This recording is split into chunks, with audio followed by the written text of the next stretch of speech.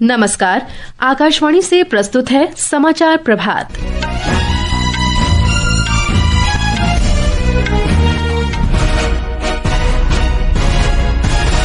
विमान दुर्घटना जांच ब्यूरो ने अहमदाबाद में एयर इंडिया विमान हादसे की जांच शुरू की। एयर इंडिया ने विमान में सवार 241 लोगों की मृत्यु की पुष्टि की। टाटा समूह प्रत्येक मृतक के परिवार को 1-1 करोड़ रुपए की सहायता राशि देगा। राष्ट्रीय अन्वेषण अभिकरण NIA ने अमृतसर में बब्बर खालसा से जुड़े ग्रेनेड हमले के सिलसिले में पंजाब और हरियाणा में 15 स्थानों पर छापे मारे। विदेश मंत्रालय ने अमेरिका के लॉस एंजलिस में विरोध प्रदर्शनों के बीच भारतीय नागरिकों से सतर्कता बरतने की अपील की।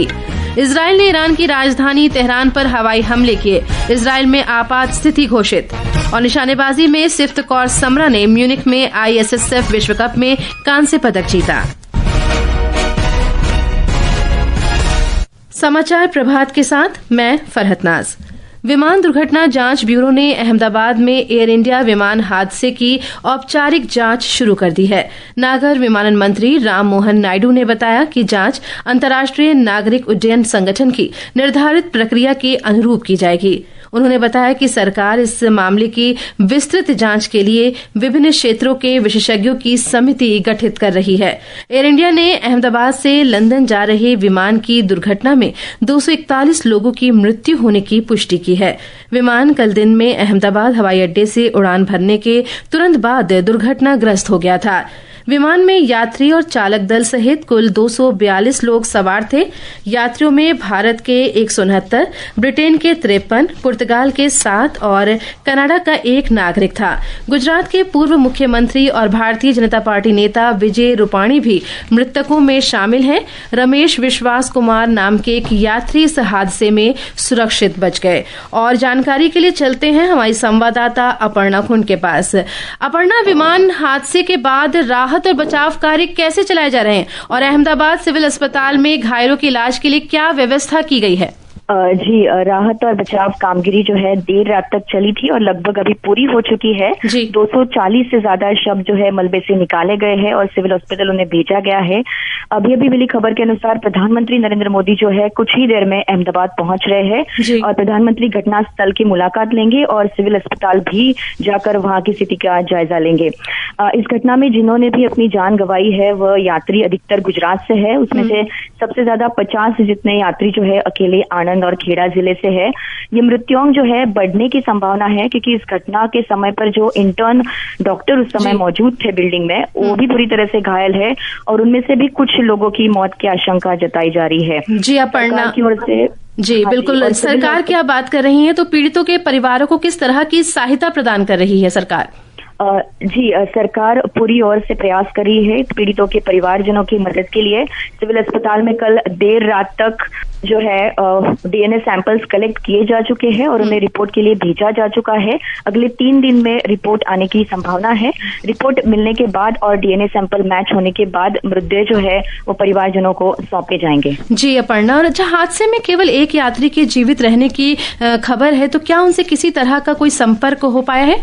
जी, इस घटना में जो एक ही यात्री की जान बची है वह ब्रिटिश नागरिक है और दीव से ताल्लुक रखते हैं और उनको मामूली चोट आई है और वो पूरी तरह से स्वस्थ है और अभी उनका इलाज चल रहा है। दीव प्रशासन ने भी उनसे संपर्क किया है और इसकी पुष्टि की है। जी अपर्णा, बहुत बहुत धन्यवाद ताजा जानकारी देने के लिए। इस बीच विमान विनिर्माता कंपनी बोइंग ने कहा है कि वे एयर इंडिया के संपर्क में है और किसी भी प्रकार की सहायता देने को तैयार है। दुर्घटनाग्रस्त बोइंग 7878 ड्रीमलाइनर विमान वर्ष 2014 में एयर इंडिया को सौंपा गया था। कल इस विमान दुर्घटना के बाद बोइंग के शेयरों में 4% से अधिक की गिरावट आई। टाटा समूह के अध्यक्ष N चंद्रशेखरन ने प्रत्येक मृतक के परिजनों को 1-1 करोड़ रुपए दिए जाने की घोषणा भी की है। उन्होंने कहा है कि टाटा समूह घायलों का समुचित उपचार सुनिश्चित करेगा और उपचार का खर्च वहन करेगा। गृहमंत्री अमित शाह ने कल अहमदाबाद में दुर्घटना स्थल का दौरा किया। उन्होंने नागर विमानन मंत्री राम मोहन नायडू, गुजरात के मुख्यमंत्री भूपेंद्र पटेल और वरिष्ठ अधिकारियों के साथ राहत और बचाव कार्यों की समीक्षा के लिए बैठक की। बैठक के बाद श्री शाह ने कहा कि इस हादसे से पूरा देश स्तब्ध है और मृतकों के परिजनों के साथ है। उन्होंने पुष्टि की कि नागर विमानन मंत्रालय ने दुर्घटना के कारणों का पता लगाने के लिए औपचारिक जांच शुरू कर दी है। एविएशन डिपार्टमेंट ने अपनी जांच शुरू कर दी है और जांच तेजी से आगे बढ़े इसके लिए भी एविएशन मंत्री जी ने सूचनाएं दी है। मैं फिर से एक बार राहत काम में जिन जिन एजेंसियों ने त्वरा के साथ बचाव और राहत का काम किया वो सभी का धन्यवाद करना चाहता हूं और फिर से एक बार जिन्होंने अपने परिजनों को गंवाया है, हताहत हुए हैं, वो सभी को मनपूर्वक संवेदनाएं व्यक्त करता हूं। भारत में ब्रिटिश उच्चायोग ने ब्रिटिश नागरिकों की सहायता के लिए हेल्पलाइन नंबर 4420 7008 5000 जारी किया है। नंबर एक बार फिर सुन लें, 4420 7008 5000। अहमदाबाद विमान दुर्घटना के बाद दुनिया भर से भी शोक संवेदनाएं सामने आ रही हैं। अमेरिकी राष्ट्रपति डोनाल्ड ट्रंप ने विमान दुर्घटना को भयावह त्रासदी बताया है। वहीं ब्रिटेन के प्रधानमंत्री कीर स्टारमर ने कहा है कि ब्रिटिश नागरिकों को ले जा रहे विमान का दुर्घटनाग्रस्त होना विनाशकारी है। रूस के राष्ट्रपति व्लादिमीर पुतिन ने इस दुखद घटना पर राष्ट्रपति द्रौपदी मुर्मू और प्रधानमंत्री नरेंद्र मोदी को शोक संदेश भेजा है। इसके अतिरिक्त यूक्रेन के राष्ट्रपति वोलोदिमीर जेलेंस्की, फ्रांसीसी राष्ट्रपति इमैनुएल मैक्रों, मालदीव के राष्ट्रपति मोहम्मद मोइजू, कनाडा के प्रधानमंत्री मार्क कार्नी, ऑस्ट्रेलियाई प्रधानमंत्री एंथनी अल्बनीज, सिंगापुर के प्रधानमंत्री लॉरेंस वोंग, यूरोपीय संघ की अध्यक्ष उर्सुला वॉन डर लेयन और अन्य नेताओं ने विमान दुर्घटना पर दुख व्यक्त किया है। ये समाचार आकाशवाणी से प्रसारित किए जा रहे हैं। ताजा समाचार जानने के लिए आप हमारे social media handle @AII news Hindi को फॉलो कर सकते हैं। राष्ट्रीय अन्वेषण अभिकरण NIA ने अमृतसर पुलिस चौकी ग्रेनेड हमले के सिलसिले में पंजाब और हरियाणा में आतंकी संगठन बब्बर खालसा इंटरनेशनल से जुड़े विभिन्न स्थलों पर छापे मारे हैं। अन्वेषण अभिकरण ने बताया कि कल पंजाब में अमृतसर, तरनतारन, फिरोजपुर, पठानकोट, कपूरथला और रूपनगर तथा हरियाणा के सिरसा में 15 स्थानों की तलाशी ली गई। NIA ने बताया कि गुमताला पुलिस चौकी पर हमले के लिए विस्फोटक और वित्तीय सहायता बब्बर खालसा इंटरनेशनल के सरवन सिंह ने बग्गा सिंह और मनदीप सिंह को उपलब्ध कराई थी। विदेश मंत्रालय ने अमेरिका के लॉस एंजलिस में विरोध प्रदर्शनों के बीच भारतीय नागरिकों से समुचित एहतियात बरतने की अपील की है।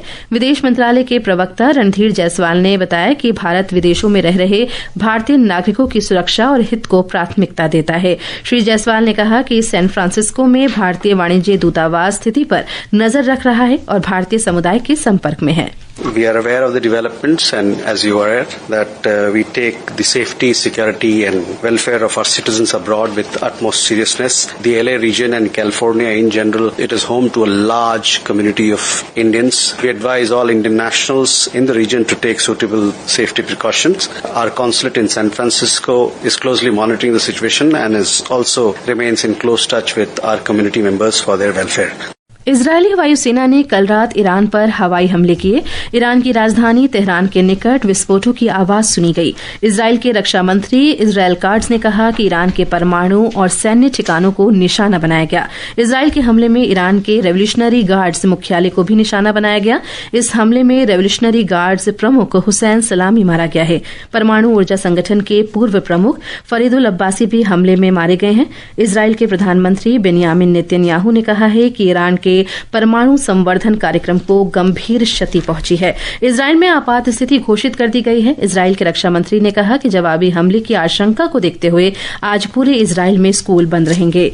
मौसम विभाग ने अगले 3 दिन तक कर्नाटक, केरल, माहे, तमिलनाडु, पुदुचेरी, कराईकल, कोंकण, गोवा और महाराष्ट्र में तेज से अत्यधिक तेज वर्षा का अनुमान व्यक्त किया है। इन राज्यों में कुछ स्थानों पर 60 से 70 किलोमीटर प्रति घंटे की रफ्तार से हवाएं चल सकती हैं। इस बीच दिल्ली, पंजाब, हरियाणा, चंडीगढ़, राजस्थान, उत्तर प्रदेश और हिमाचल प्रदेश में गर्मी और लू की स्थिति बनी रहने की संभावना है। अत्यधिक गर्मी को देखते हुए पंजाब, हरियाणा और राजस्थान के लिए रेड अलर्ट और दिल्ली के लिए ऑरेंज अलर्ट जारी किया गया है। मौसम विभाग ने दिल्ली, पंजाब, हरियाणा और राजस्थान के कुछ स्थानों पर अगले 24 घंटों के दौरान रात में तेज गर्मी रहने का अनुमान व्यक्त किया है। पंजाब से हमारे संवाददाता ने बताया है कि राज्य में भीषण गर्मी का प्रकोप जारी है। चंडीगढ़ स्थित भारतीय मौसम विभाग ने बीते कल और आज के लिए रेड अलर्ट जारी किया है। बठिंडा 46.8 डिग्री सेल्सियस के साथ राज्य में सबसे गर्म शहर रहा, जबकि औद्योगिक शहर लुधियाना में तापमान 45 डिग्री से ऊपर दर्ज किया गया। फाजिलका, फरीदकोट, फिरोजपुर में तापमान 44 डिग्री सेल्सियस से ऊपर रिकॉर्ड हुआ और बाकी जगहों पर रात के समय गर्मी के साथ तापमान 39 से 43 डिग्री सेल्सियस के बीच दर्ज किया गया। चंडीगढ़ में तापमान 41.7 डिग्री सेल्सियस दर्ज किया गया। लोगों को सलाह दी गई है कि वे पानी पीते रहें और लंबे समय तक धूप में ना निकलें। इस बीच 15 जून से कुछ राहत मिलने की उम्मीद है, क्योंकि तेज हवाओं और गर्जना की संभावना जताई गई है। राजेश बाली, आकाशवाणी समाचार, जालंधर।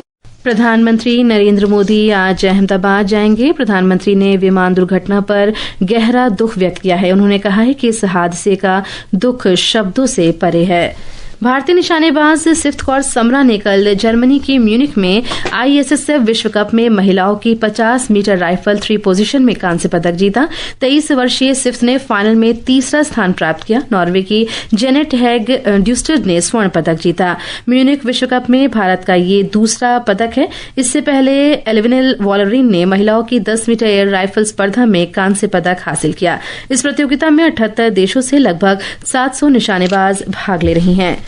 ICC विश्व टेस्ट चैंपियनशिप के फाइनल में कल ऑस्ट्रेलिया ने दूसरे दिन का खेल समाप्त होने तक अपनी दूसरी पारी में 8 विकेट पर 144 रन बना लिए थे। आकाशवाणी WTC फाइनल का हिंदी और अंग्रेजी में आंखों देखा हाल प्रसारित कर रहा है। इसे इंद्रप्रस्थ और अन्य चैनलों पर दोपहर 2:55 से सुना जा सकता है।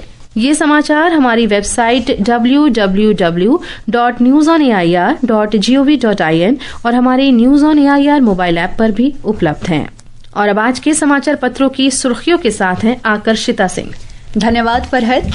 अहमदाबाद से लंदन जा रहे बोइंग ड्रीमलाइनर विमान AI-171 के दुर्घटनाग्रस्त होने का समाचार आज सभी समाचार पत्रों के पहले पन्ने पर है। दैनिक जागरण लिखता है, उड़ान भरते ही गिरा विमान, 241 की मौत।